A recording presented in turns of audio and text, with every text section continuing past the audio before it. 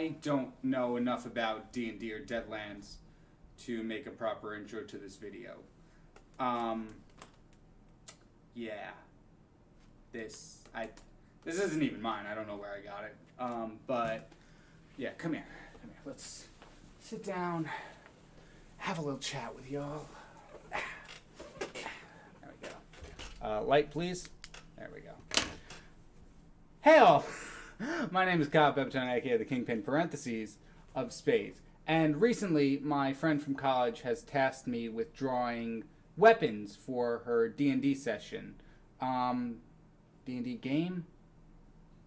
I don't know. Like I said, I don't know anything about this. It's for Deadlands, which I believe is a specific world within the D&D franchise. I could not tell you, but I really enjoyed doing it, and I like how they turned out, so I wanted to share it with all of you.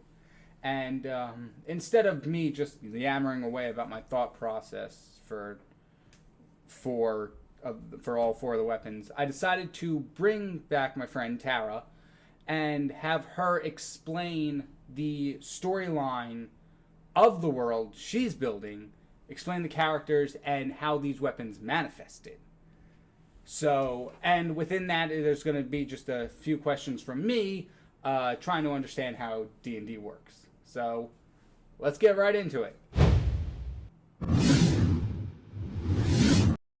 Well, let me tell you how I rolled this out. So one of the big bads is this guy, Darius Hellstrom, right? And he is our mad scientist extraordinaire. He's been experimenting on people, and his mechanical human-powered things have been roaming the West. But he was our big bad for this chapter, right? And compounded by the fact that he was in the city with Emmett is one of our players. His character's name is Clyde. Clyde is... How do I describe Clyde? In the character building process, Clyde took both attractive and very attractive in the same move. He's so hot it's difficult for the NPCs to deal with him sometimes, but he's also not that bright, but he's also a great shot. And so this is Emmett's character, right? One of Emmett's character's defining things is that his dad is a politician who ran out on him, and his mom basically left his mom to die, literally, and that, moved on. But the way the story ended up happening was that his asshole father was in the same city as our big bad. So I had them, linked up with each other, basically. We had an episode where things got real serious with Clyde meeting his father for the first time as an adult. And then that kind of segued into the boss fight, which was against our mad scientist, Darius Hellstrom. Before they got to the city and all this, I had them doing quests for this witch. She's wonderful. She's a benevolent character, and I love her so much. And she communicates through the party by a magic sheet of paper that writes out her thoughts and sends them to them. And her whole thing was... She lost her dog. So I had them going around trying to find this woman's dog, named Fluffy or something. And every step of the way, she was kind of peeling information out of them. What do they want? What do they like? What's their favorite color? What are they, what do they want out of life? Eventually they do find Fluffy, who was a 90-foot tall, not 10-foot tall, demon dog. He's adorable. I love him. The thing that was chasing Fluffy around almost killed Emmett. Clyde almost died in that fight, but anyway. So after this happened, she heals them up. She gives them the paper so they could communicate, and she makes them this potion. And the potion, for each one of them, is glowing with their favorite color. And that she's like, drink it. I think this will help you one day. Fast forward back to the factory, and they're starting to see puffs of this color around them. Like Nate's character, whose name is Grant, he's a former train robber, gangbanger pretty much. He goes outside and he sees, his thing was he wanted to stay and travel with the people he cared about. So out where the horses are tied up, he starts seeing flashes of orange and orange smoke, because orange is his favorite color. And they went to a shooting range to practice, and Emmett, who wants to be the best cowboy of all time, his character's favorite colors are yellow and blue. So they're at the range, and he's starting to see yellow and blue on the targets, and like one of his bullets basically doubles itself, and he's like, I didn't do that. That one's not mine. Joe, whose character Isaac wants to feel safe and be protected, his favorite colors are black and red. Outside the factory, in the fight leading into the factory, some blood got like spurted toward him from one of the enemies, and red and black smoke stopped it from touching him. They started seeing this stuff. They started putting together what it was. Watching them try to guess what I had cooked up was really satisfying. So we get into the factory, and the first thing is there's somebody in the lobby where, you know, and it's full like horror. Like, I made it as creepy as it could. Like the people are like sewn into the seats, like, because this guy's a mad scientist. He sucks. He's got to be horrible. You got to hate him. So he's like torturing all these people to keep them contained and experimenting on people, you know. There was somebody there who was trying to get in their way, and Mike's character, whose name is Sally, and she's a reporter. She wants to be a reporter. She wants to be the best reporter and always get to the truth. Her magic thing manifests first, and it's the bow and arrow. She's really tentative about drawing it because the guy's visibly scared, but she's like, I don't want to shoot him. So it shoots him, and he doesn't take physical damage, but he immediately spills every bit of information he knows about the layout of the factory, who's where, doing what, and then he passes out. And then her weapon disappears. The next one up was Clyde, Emmett's character. So they're in the fight. What our mad scientist, Darius Hellstrom, was doing was kidnapping people who came to him for help and using them as experiments. This is where he was getting like the human parts for all like the machinery and stuff. And he had deals with demons and stuff, so he knew like the alchemy and whatever to like pull people's souls out and use them for power, like Matrix style. So Emmett's in a fight with one of the people that's trying to hold the hostages, and Clyde's guns manifest for the first time there. And I made it so that those guns get a D20 no matter what else happens. And D20 is like perfect roll, right?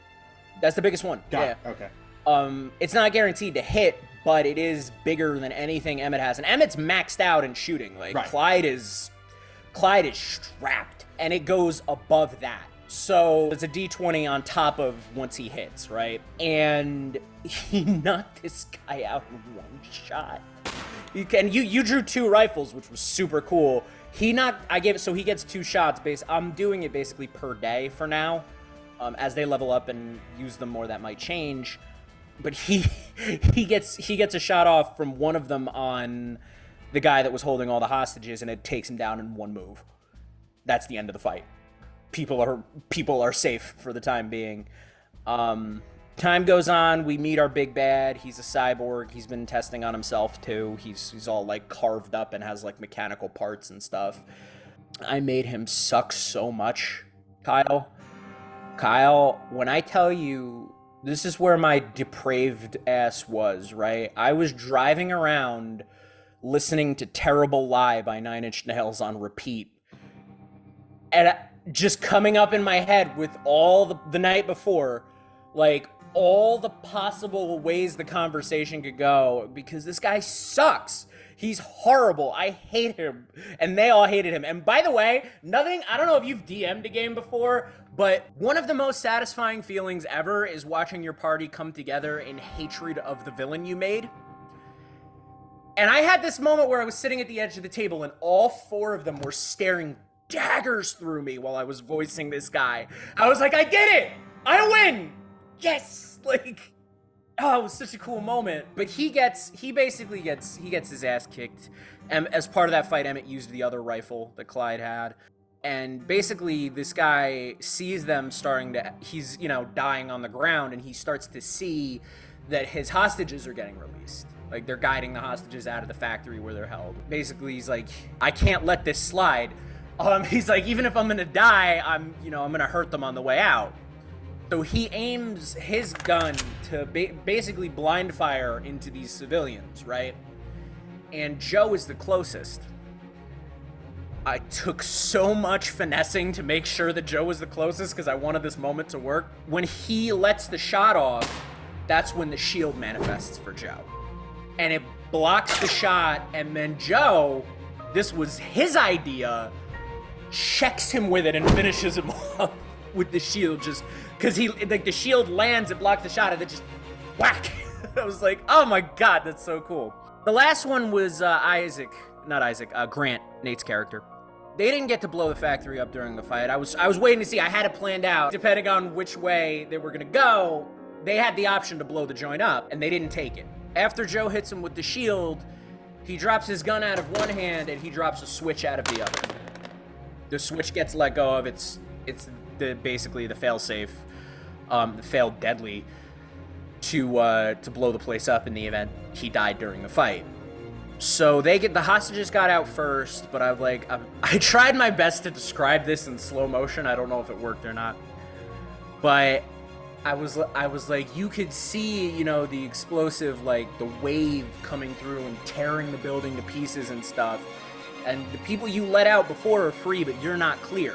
You're not safe. And this is what would kill you. And then I had Nate's carriage manifest around them and basically keep them safe as the blast from the building blowing up pushed them out into the away from it. And you know, they eventually rolled to a stop near like the 50 people they ended up saving. So that was how I rolled them out. That was why I was, and like, because I wanted to be as extra about it as I could, right? I had to. But they liked it. They loved the art you did, and so did I, dude. That shit looked so cool. The hardest thing for me was having to shut up, right? Because you sent the sketches with like all the original things, and like the carriage with like the pentagrams for wheels was your idea, and like the shield looked cool as fuck, and the bow with the skull in it. And I'm like, and you sent them to me on a Sunday, which is usually when we do our sessions, and I was like, oh shit. Nate's like, what? I'm like, nothing. He's like, what did you see? I'm like, I can't tell you. I kept that shit zipped up because I didn't want to blow it for like weeks.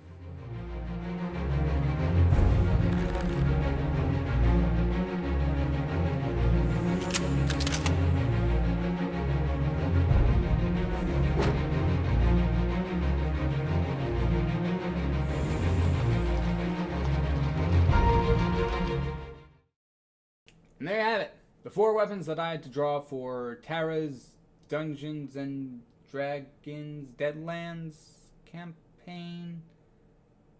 Dungeons and Deadlands. I still don't fully get it. I don't know if Deadlands is a specific story template within Dungeons and Dragons or a Western take on the Dungeons and Dragons game as a whole.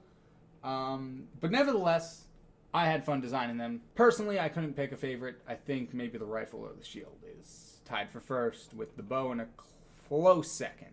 The carriage, just, I don't think I got the perspectives truly right. I still like it. It turned out much better than what I thought it was going to be, just because it is so complicated of an object to draw.